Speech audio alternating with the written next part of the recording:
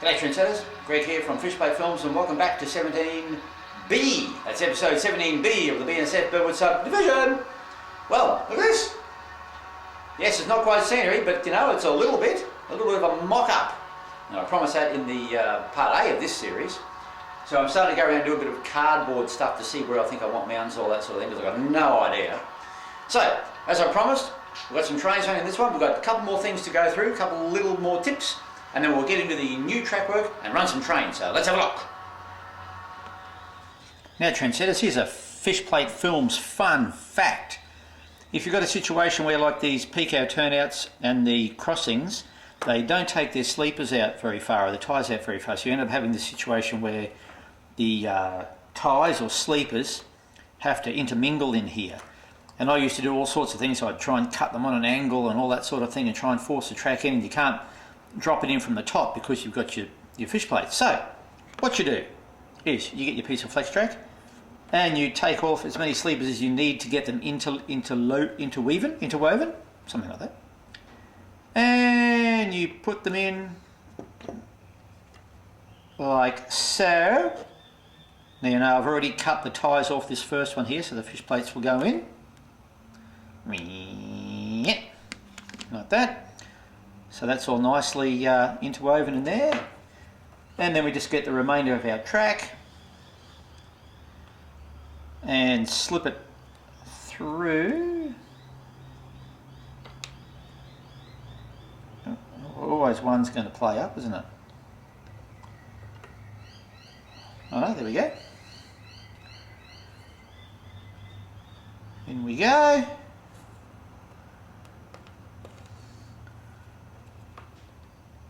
Oh, look at that. Now what I've done, I cheated a little bit here. I had little bits of rail stuck in these insulated fish plates here for a little while. So I opened them up a little bit. These micro-engineering insulated fish plates are very nice, but they're very snug. So, you know, I use my little bit of rail that's oil filed at one end, and I wedge that on, and that helps get them on the insulated fish without damaging them or pushing a whole turnout over the line. So there you go, another Fishplate Films fun fact. Now trendsetters, remember how I said before, when you're doing the crossover or any track like that, make sure you get out and do your top and line. It's very important. Top meaning get down at eye level and have a look. Make sure all your rails are flat through here, especially through your frog and through your switch rail where it touches your stock rail. You'll never see that from looking above here. You've got to get down and have a look at eye level. That's good. And also, and then do your top. Look along this way. Your eyes will pick it up. If you use a straight edge or something like that, you won't get it as good. Your eyes are the best tool, trendsetters. Now this branch line here, trendsetters, posed a unique problem in the fact that the road bed is going down this way at 1.8%. It's also coming back this way from the helix at 1.8%. And the levels were reasonably close, about 10 mil out between, well, about 20 mil out from the other end to here.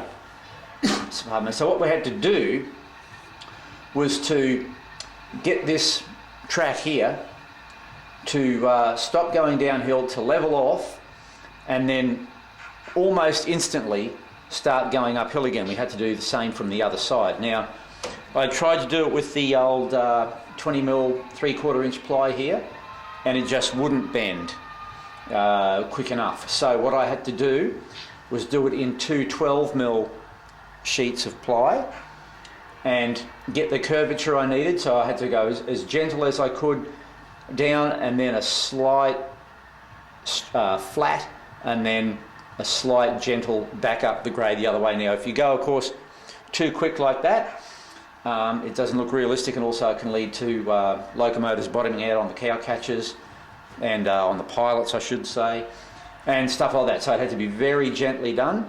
So I did it in two thicknesses. I actually did the first thickness first, got the bend that I needed, and then screwed the second piece to it, and I got a very nice gentle up and rise there. So just a little Trick, if you have to change grades like that, do it as gently as possible. The track on the left is the new branch track that comes around from the yards that enables you to enter or leave the new yards via the crossover, and it also doubles as a loop track if you wish to continue around the top level and not go down the helix. Now we enter the passing loop now. This is good for about 35 cars. And this will continue all the way around and then return back into single track just before the tunnel underneath the solar inverter and the switchboard.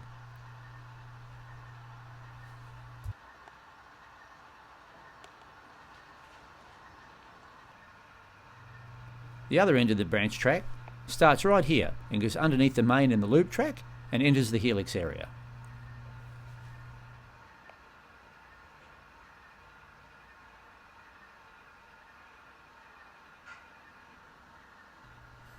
Once inside the helix area, the branch line parallels the main line to the helix and exits on the other side of the scenery divider. Heading back in the other direction, it immediately enters the new crossover, which allows trains to enter that track and do another loop around the top instead of going down the helix. This track is also the exit for the yards, which forces trains to go through the diamond and travel a whole loop around the top level before they can actually go down to the lower level.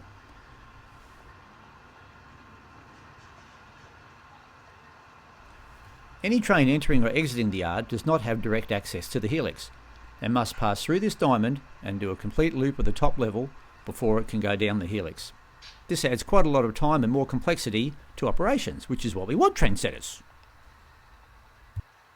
Now, as we've seen, this diamond crossing plays a pivotal role in getting trains in and out of the yard, so it has to work reliably and it has to be effective and smooth. This is a Pico Electrofrog diamond crossing, quite an expensive unit down here, but very well made, bulletproof, all metal frogs through here, all metal frogs at each end.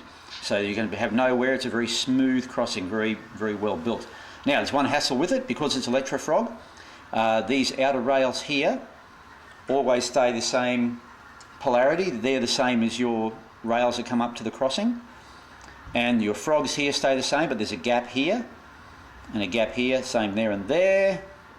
And as with all turnouts, your frog, this part here, from your two wing rails here, down through here to these two gaps here, this whole section has to be switched. Same on the other end. This whole section has to be switched to the little gaps here, if you can see them or not. This whole section through here, all this stuff here stays the same. That doesn't need to be switched, neither does this. So train coming this way, we have to switch the frog, and this one, train going another way, this frog has to be switched again. So I'll show you how I do that. Now eventually this diamond will be controlled, or the polarity of it will be controlled by a relay which will be driven from the JMRI DCC, which will be driven from a mini panel. So it'll be actually the same as a turnout or something like that, and it will work with the signals to route the power whichever way the tracks are out, the signals are cleared. But for now, we're using the reliable Digitrax AR1 auto reverser, and it'll do for now. It's doing a good job, even though it's only shorting out on the one rail. I'll explain that in a minute, but it's actually doing a good job, and for now it's nice and automatic and it's easy. Right, so the auto reverser is very quick and easy for doing this, and it does work quite well, but I prefer not to do it because with an auto reverser you should be switching, your trigger should be on both rails, and as we can see from here, when the train comes up, there's an insulated fish plate there, just before this frog, but this outer rail here doesn't have an insulated fish plate on it. So the auto reverser, the short is only occurring on this gap here when the train's going this way, or this gap here as the train's going this way. So it's only shorting out on one wheel instead of two. And in the Digitrax instructions, it says you should try and have both wheels shorting out, so the short's a lot quicker and there's a less strain on everything. Because remember, all those auto reversers, just make some track here because I've had my fingerprints over it, all these auto reversers work on the track actually shorting out for a fraction of a second and the polarity changing over. So the quicker you can make that short happen and the less stressful it can be, the happier everyone will be. Or your little electronics anyway. Anyway, enough of this rambling, let's run some trains and have a look at the rest of what's going on. Well, trendsetters, a bit scary, but you know, this is my mock-up of some scenery. and I'd like to have the train sort of disappearing under this, behind this sort of gully, or what would you call it?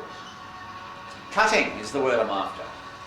And of course, as we move further on to the left here, the trains will go into a tunnel because that's where the switchboard and the inverter is for the solar system. So I don't want them going past that, so they go into a tunnel there. We'll show you that. Now, probably just past here, in here somewhere, I'd like to put a tunnel portal, and then all through here will be, could be actually left open, but I'm thinking of putting a 4-inch water pipe, plastic water pipe, so the trains go through there and get a little bit of resonance, so like they're echoing inside a tunnel. Then we move down a little bit further, and this will be a bit of a hill with some trees or something, I don't know, and then we'll come out the other end, the other side of the inverter. It's Cajon Pass, trendsetters! The train will come out of the portal there, tunnel portal there at the other end, and then go straight into the siding.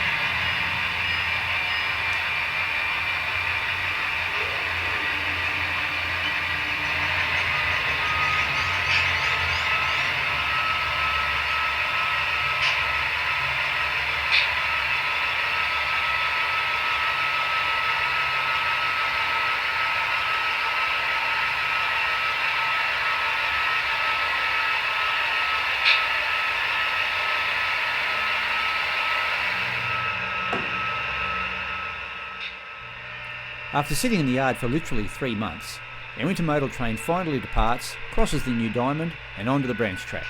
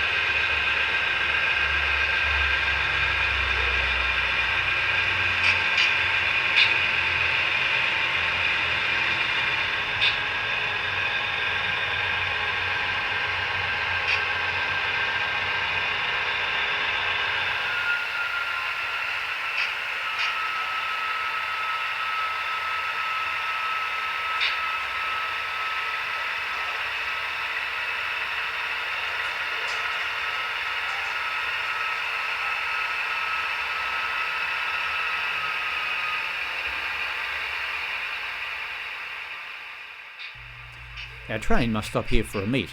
There is a grain train wanting to head into the yard, and our work train is blocking the line for our stack train. So it's a bit of a stalemate at the moment.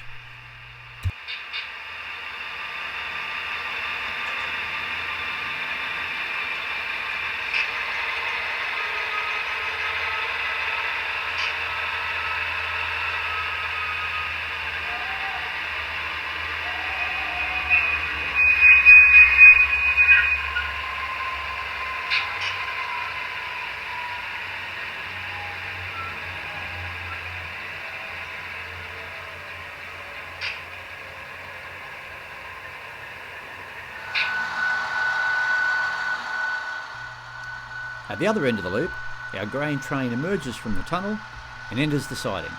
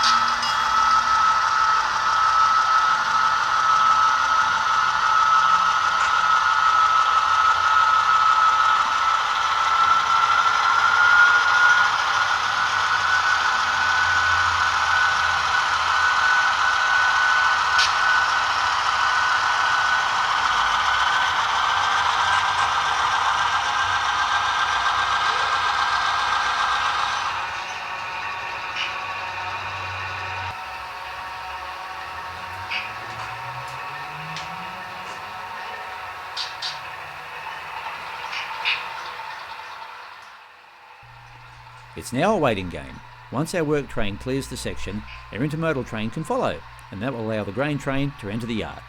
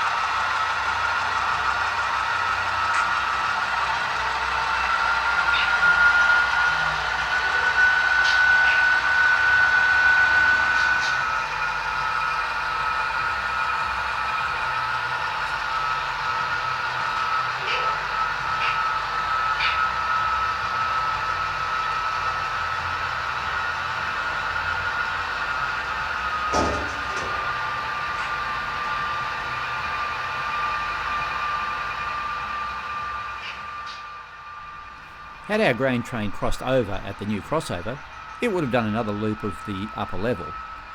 But going straight through brings it up to the diamond and entry into the top level yards.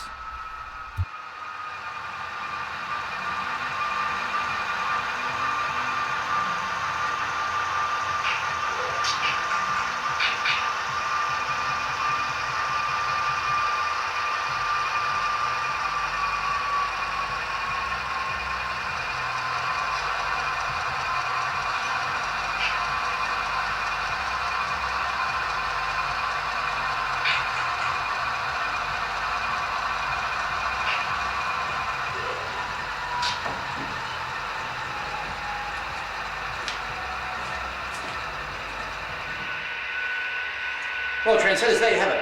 I hope you enjoyed that update, and we had lots of trains running today. You got a fair idea of what's going down on the sub. So we're getting there slowly. And this new passing track and the branch line will add a lot more to the operation, and of course force trains to go round the top level so they can get up or down the helix. And just for a little bit of trivia, that passing loop took about 95 soldered joints with the fish plates and all the tortoises. 22 lengths of track, the same of underlay, dozens of fish plates and hundreds of spikes. So there you go. And we all know that, but just a bit of trivia thrown in. So I hope you enjoyed it, and you see the train run through Cajon Pass. Is what this lag is loosely based on, Cajon Pass into HP Loop. So we'll see you next time, a little bit quicker on the sub. Hooroo!